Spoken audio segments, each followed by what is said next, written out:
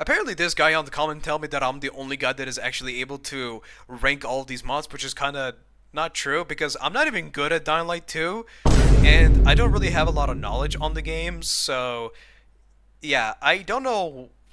But anyway, hello and welcome. Today I'm going to be ranking every single weapon modification that Dying Light 2 has to offer. So the way this video is going to work is going to be separated into three parts. One, I'm going to be ranking every single elemental effect, judging from their damage, duration, and as well as their, like, how much they cost. Secondly, it's just pretty much talk about the modifications themselves, that being power mod, blast mod, and crit mod, and as well as the reinforcement and the empowerment. Thirdly, it's just pretty much going to be me talking about which modification is best to use on which weapon, like on the shaft, the tip, and as well as the grip. Which weapon should be used on what, essentially. So, without wasting any more time, let's get into it. And I hope I'm actually cooking, because apparently this guy says I'm going to be cooking for some reason, but, you know, I'm not going to say much, so let's get into it. Oh boy, the bleeding effect. Okay. Do not use this. I mean it. Do not use this. For the love of God, stay away from it. Here's the thing. Even if it has the highest duration and it has good damage, this thing is useless. It's cheap, sure, but it's useless. It does not stagger volatiles, nor any infected. It staggers human enemies for a split second, and that's it. It's literally just a damage over time effect. Here's the thing. If the bleed effect applied like some sort of a weakness effect to enemies, like reducing their resistances or, you know, reducing their attack speeds or even reducing their damage, it can be useful. But it does none of that. It's literally just a damage over time effect that literally does nothing. It doesn't spread to other enemies.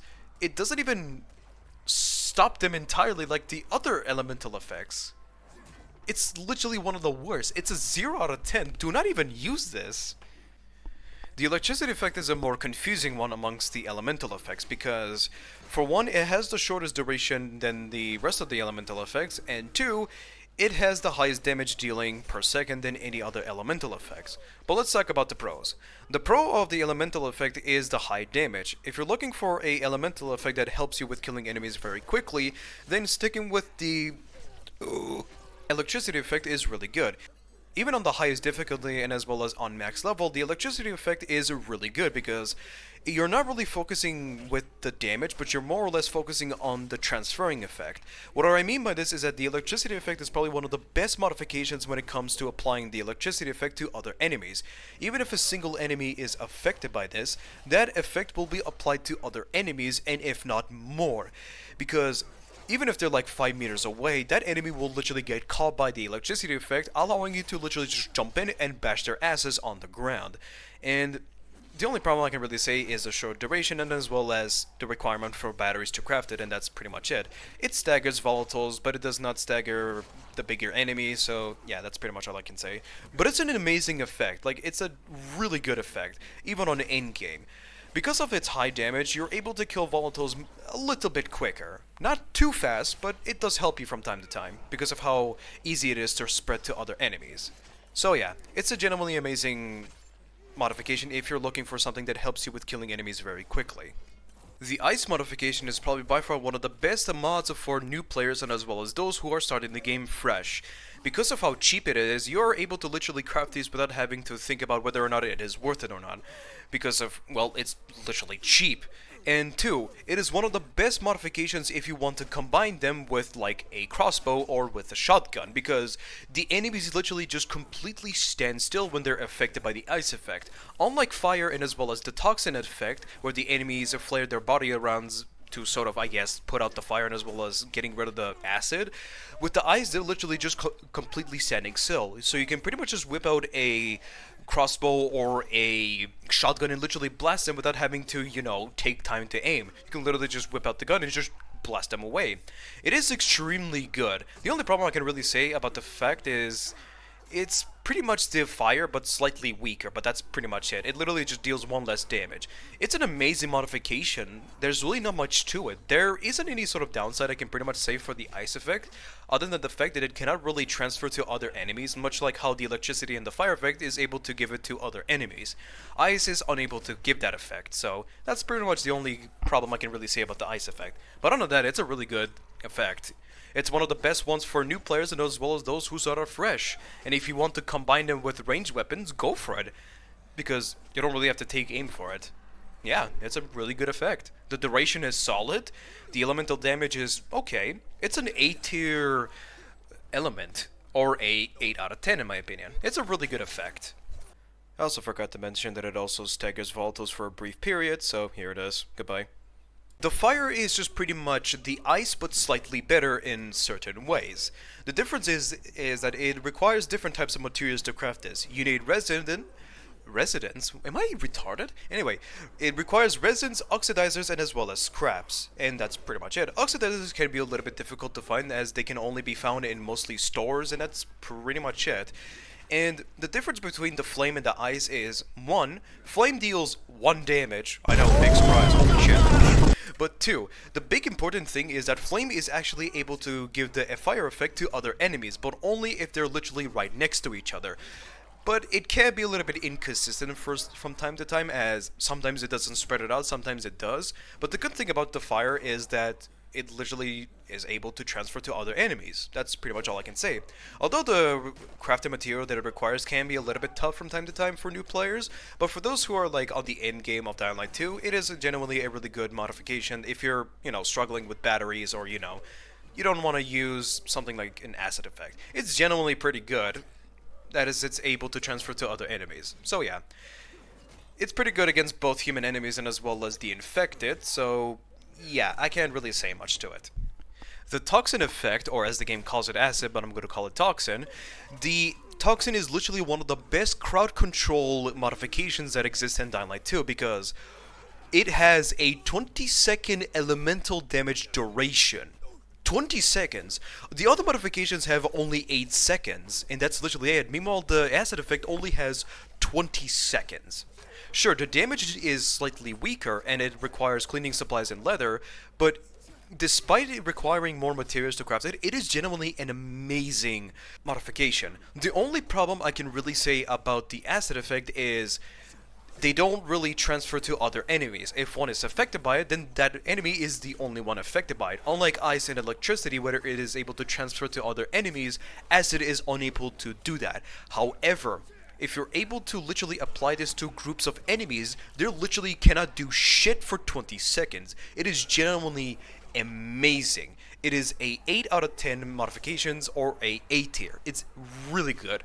And once it also applies to volatiles and as well as other enemies, it does stun them for a brief period, but it doesn't do really anything against the bigger boys like goons and demolishers. But it does stagger the volatiles for like a split second, so that's really good. But again, this is literally one of the best crowd control effects in the game. Like, if you want to make enemies stop where they are, this is literally the best one for you. If you're looking for a crowd controlling effect, this is literally the #1 best one. And yeah, the only problem I can really say is it deals less damage with the elemental damage, and as well as it is unable to transfer to other enemies. That's pretty much it, all I can say. In my opinion, the impact elemental effect is probably one of the more better ones in the game, and it's literally amazing in every single category.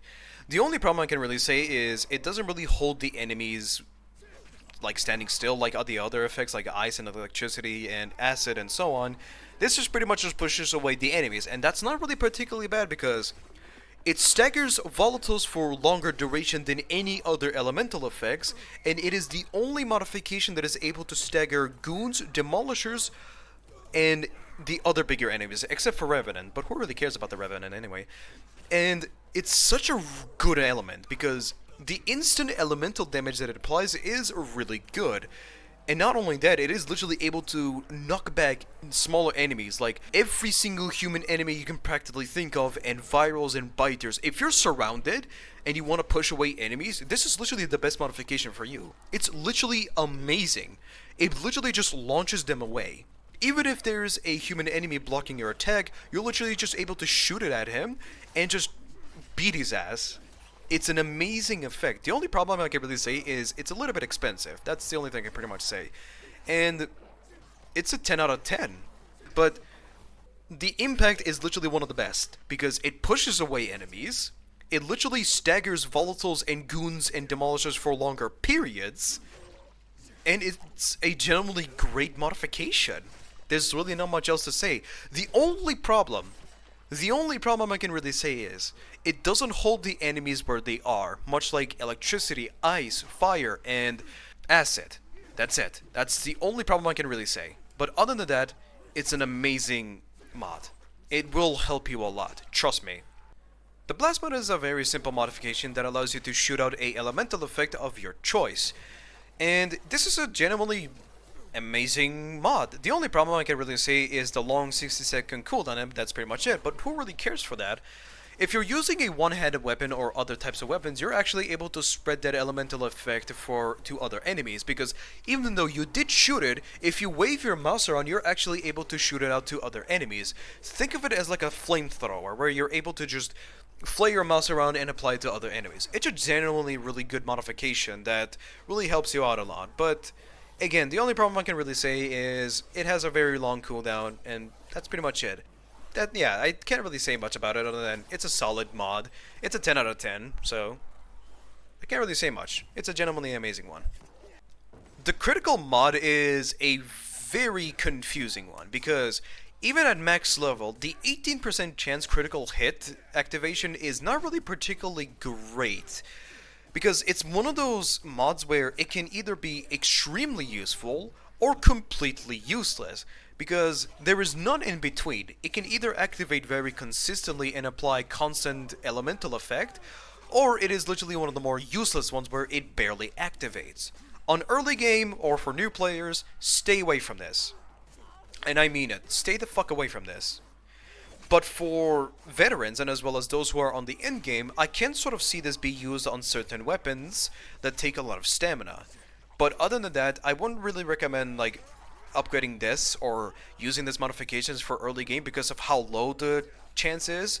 You're better off using this when you're like at the end game, to say the least, and that's pretty much it. It's not a bad modification, to say the least, but you're relying on luck, and that luck is really low, so yeah, it can either activate consistently or it can never activate at all. But for early games and for those who are new to the game, I'd stay away from this. But for those who are on the end game, yeah, I can sort of see this be used. It's a B tier. It's a 7 out of 10, but it's very inconsistent. The power modification is very simple. You hit shit to charge it. And that's pretty much it. There's really nothing else I can really say about it. But let's get serious. Is it any good? Yes, it is. It's absolutely amazing. Even for new players, I feel like the power modification is one of the more mandatory ones to upgrade because the crit modifications on early game is literally useless because that crit rate chance is so damn low, you might as well just jump off a rooftop and try to do a backflip, and that's pretty much it. But regardless, the power modifications is literally one of the best mods that you can apply to every single weapon. Well, not every single weapon, because there are some that are almost useless. Like, take it to, like, the pole arms. They take a lot of stamina to swing. And as well as you can't even really use them on knives, and as well as knuckle dusters. Which is kind of sad, but I can't really comment much. But even for veterans and as well as new players, the power mod is an amazing mod that will help you with fighting human enemies and as well as the infected, because you're able to consistently charge this very quickly with either whirlwinds or with power attacks, if you're able to hit multiple enemies with a singular swing, that is. But it's an S tier. It's a definite 10 out of 10. The empowerment is just self-explanatory. I don't really need to say much. It just basically increases your damage to your weapon, and that's it. If you feel like that extra little damage is enough to, say, one-shot a biter, or two-shot virals, or even three-hit renegades, and so on, then yeah, go with this one. But other than that, stick with the reinforcement. But if you're in a position where you're not really sure if it's like making a big difference, then stick with the empowerment. That extra little damage, it can be helpful a lot of the time, but again, if you want that extra little damage and you feel like it does make a difference, go for it. But under that, if you're confident like your weapon does enough damage, stick with the reinforcement. I'm not saying it's a bad mod, it's a really good mod. It's an 8 out of 10. I'd say it's better than the reinforcement, but that's just my opinion. It's a genuinely solid mod. I don't really need to say much. But for early games, I'd highly recommend the empowerment over the reinforcement. The durability mod, or as the game calls it, a reinforcement mod, is just self-explanatory. It just basically makes your weapon last for much more longer, but it does not really lower it the way you think. It has a 50% chance to not remove a durability from your weapon. So your weapon has a base durability of 300 when you have this applied, and it doesn't take like 0.5 durability each time you hit it. There's a 50-50 chance of it to happen. And you might think, well, why should I use this? Trust me when I say this. I've been hitting this wall for like 200 times, and look at my weapon durability. If I was not using the durability mod, then that shit would be close to breaking. The only time you should really be using the reinforcement modification is if you're confident that your weapon does enough damage to every single enemy you think of, then go with this one, because this thing will literally double if not triple the lifetime of your weapon. Your weapon will last for a very long time with this modification applied. But it is sort of outclassed by the empowerment. But again, if you're confident that your weapon does enough damage to every single enemy and you're comfortable with the damage, then going with the reinforcement is an amazing choice. It's a definitely B tier, it's a 7 out of 10, but it's not really particularly amazing, but it does double if not triple the life cycle of your weapon, which is really amazing. Which means you don't really have to go back to the Craftmaster to constantly repair it, or you don't have to worry about breaking in the middle of a fight. It will last for a very long time, so it's a genuinely really good modification that will help your weapon last much more longer. Now, let's get into the more interesting part. Which modification should you apply on which? So, this is going to be a little bit complicated, so be prepared for it. So, when it comes to the tip of the weapon, I'd highly suggest applying the crit modifications on the polearm and as well as on two-handed weapons. Now hear me out. Some two-handed weapons have this weird ability where they take way more stamina than what they should, and polearms just generally have that normally with every single polearm that I have used, which is it kind of makes sense, but for some reason some of the two-handed weapons take a lot of stamina, which is kind of weird, but let's not talk about that one. So, I'd highly suggest putting a crit modifications on the tip of two-handed weapons and as well as polearms, because the amount of stamina that they take, it can be a little bit frustrating from time to time because they require a lot more stamina to perform a heavy attack or a whirlwind and so on and so on.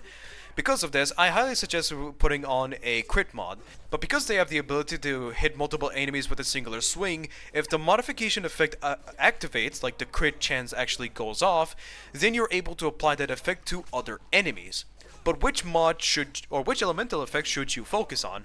Because two-handed weapons and polearms do the higher damage, I'd highly suggest putting on the impact mod and as well as the electricity effect, because of their higher damage capability that it applies. Impact for faster killing, and electricity for higher damage and as well as keeping enemies at bay, because of their ability to stagger enemies for a short duration. So, when it comes to the power mod, I'd highly suggest using it on every single weapon you can think of. One-handed weapons, long weapons, even two-handed weapons. Here's the thing, not every single two-handed weapon takes a lot of stamina. There are some that does not take a lot than you think, like the Rosie's axe and so on and so on. If you have a two-handed weapon that does not take a lot of stamina, then go for it. Because two-handed weapons are able to hit multiple enemies with a singular swing, that means you're able to activate the power mod significantly easily. And because they have a bigger range, you're able to perform a whirlwind and hit more targets. With the others, say like the one-handed weapons and as well as long weapons, they have a more faster swinging speed, meaning faster activation, and they have a faster power attack. So you can pretty much think of that easily without having any problems. So yeah, again, that's up to your personal preference on what elemental effect you want to apply. Fire for basically electricity but cheaper. Ice if you want to make enemies stand still and whip out a shotgun and blast them off. Acid for crowd control, and that's pretty much it. When it comes to the shaft, I'd highly suggest using the blast modifications on every single weapon except for two-handed weapons and as well as polearms, because I have a very good reason for this. For one-handed weapons and as well as long weapons, and knuckle dusters and knives, they instantly activate, meaning you're able to literally shoot it without having any problems whatsoever. The reason I'm saying this is because with the two-handed weapons and polearms, there is a second delay before they activate, and if you get hit or staggered at any point while the animation started, but the shooting didn't apply, like it didn't blast out, then the blast modification will go on a cooldown regardless of if the elemental effect shoot out or not. So you have to be very cautious of when you are able to shoot it out. But, excuse me. Again, I'm not saying it's bad to use. It's genuinely amazing.